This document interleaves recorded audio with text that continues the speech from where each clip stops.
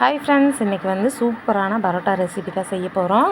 அது செய்கிறதுக்கு முதல்ல ஒரு அகலமான பவுல் எடுத்துக்கோங்க. அதில் வந்து 1 கப் அளவுக்கு மைதா மாவு சேர்த்துக்கோங்க. இது கூடவே 1 டீஸ்பூன் அளவுக்கு உப்பு சேர்த்துக்கோங்க. இது கூட நம்ம வீட்டில் யூஸ் பண்ணுற பேக்கிங் சோடா வந்து 1/4 டீஸ்பூன் சேர்த்துக்கோங்க. இது வந்து இட்லி மாவுக்கெல்லாம் போடுவாங்க பாருங்கள், அந்த பேக்கிங் சோடா தான். இது கூடவே நல்லா காய்ச்சின சுடு தண்ணி சேர்த்துக்கோங்க. முதல்ல கொஞ்சமாக சுடு தண்ணி சேர்த்துக்கோங்க. சேர்த்துட்டு வாசனை இல்லாத எண்ணெய் அதையும் லேசாக சூடு பண்ணி இது கூட ஒரு கரண்டி சேர்த்துக்கோங்க. நான் வந்து குழிக்கரண்டியில் ஒரு கரண்டி சேர்த்துக்கிறேன். சேர்த்துட்டு இதை கை வச்சு பிசையாதீங்க, தண்ணி சூடாக இருக்கும்.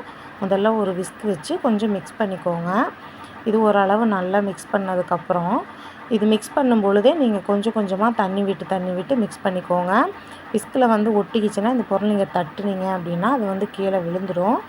இது வந்து ரொம்ப அப்படியே ஒட்டிக்கிச்சுன்னு நீங்கள் பயப்பட வேணாம். அதை அப்படி தட்டி விட்டுட்டு நீங்கள் வந்து கை வச்சு பிசைய ஆரம்பிச்சுக்கோங்க. ஓரளவு கை பொறுக்கிற சூடு வந்ததுக்கப்புறம் கை வச்சு நீங்கள் பிசைய ஆரம்பிச்சுக்கோங்க. பிசைஞ்சிட்டு இதை வந்து அப்பப்போ கொஞ்சம் சுடு தண்ணி வந்து தெளித்து நீங்கள் பிசைய ஆரம்பிச்சுக்கோங்க.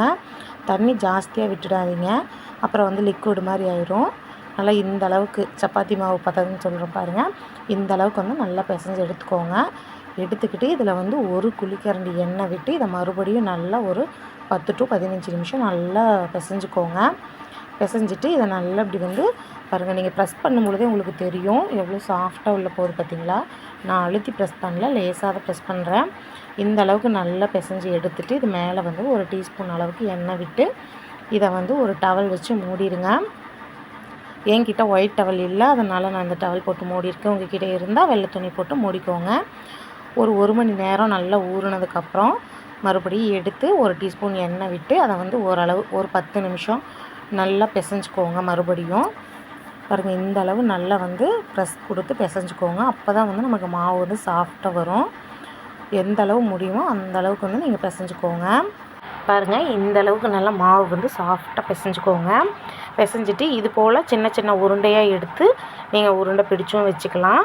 நீங்கள் அப்பப்போ உருண்டை பிடிக்கும் பொழுது அப்பப்போ ஆயில் வந்து சேர்த்துக்கோங்க, இல்லைன்னா மாவு வந்து கையில் ஒட்டுற மாதிரி இருக்கும். நான் கொஞ்சம் கொஞ்சமாக எண்ணெய் விட்டு தான் உருண்டை பிடிக்கிறேன்.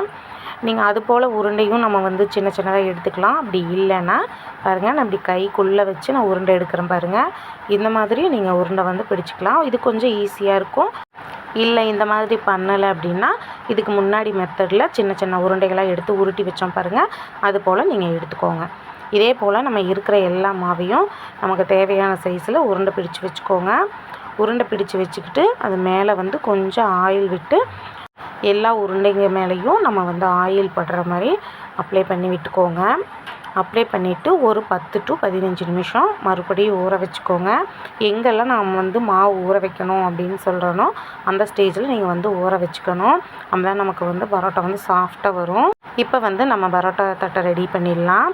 நான் வந்து அடுப்பு ஸ்லாப்பை வந்து நல்லா கழுவிட்டு அதுலேயே வச்சு நான் வந்து சப்பாத்தி தேய்ச்சிக்கிறேன்.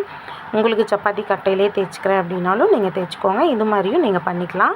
ஸ்லாப் வந்து நல்லா சுத்தமாக கழுவிட்டு அதுக்கப்புறம் வச்சு இந்த போல் தேய்ச்சிக்கோங்க.